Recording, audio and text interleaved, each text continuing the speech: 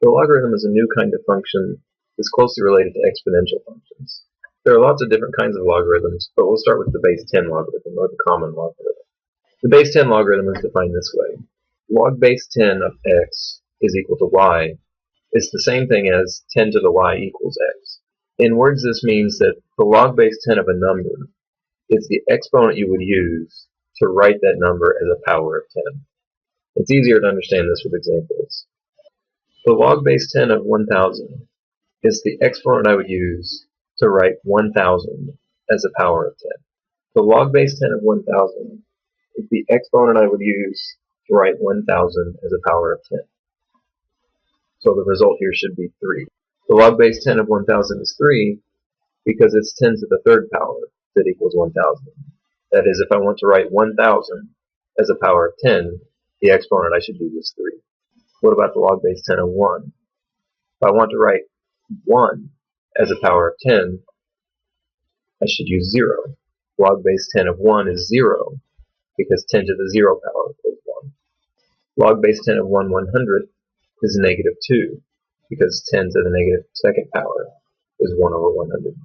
What about the log base 10 of negative 10? What exponent would I need to use to write negative 10 as a power of 10? There actually is no such power.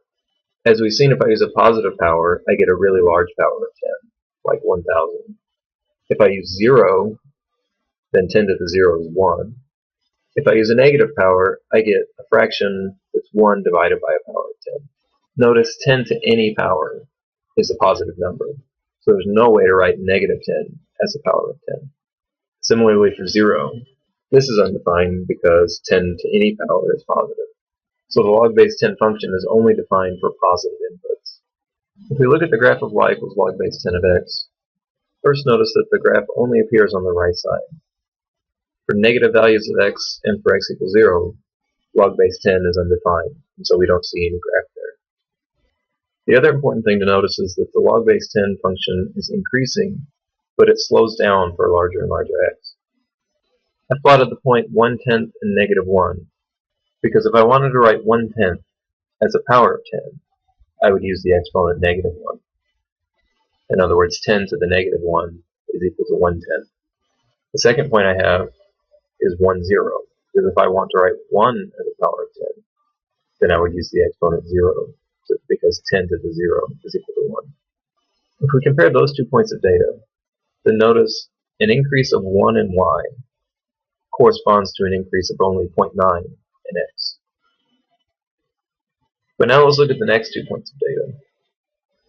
I have 1, 0, and I also have 10, 1 plotted on the graph. Here an increase of 1 in y corresponds to an increase of 9 in x. So this is much slower growth. If you think of the x-axis as representing time, then it only took us 0.9 seconds to increase by 1 the first time. And now it took us a full 9 seconds to increase by 1 again.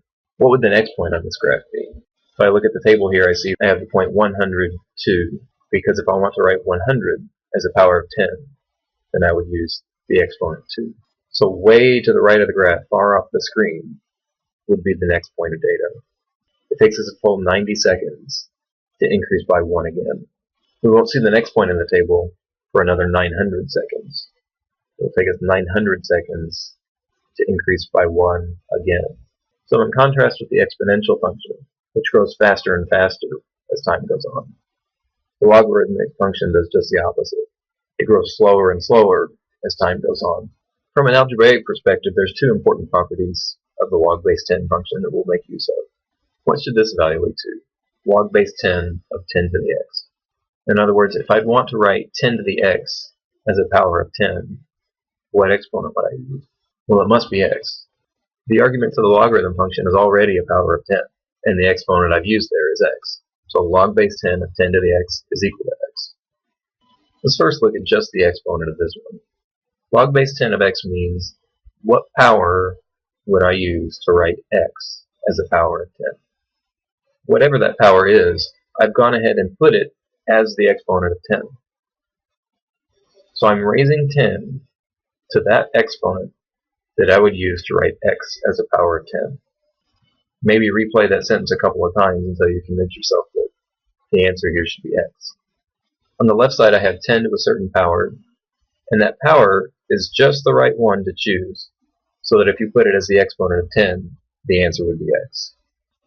So in short, 10 to the x and log base 10 are inverse operations. In a similar way to square and square root are inverse operations, we can use 10 to the x and log base 10 to cancel each other out and solve certain equations.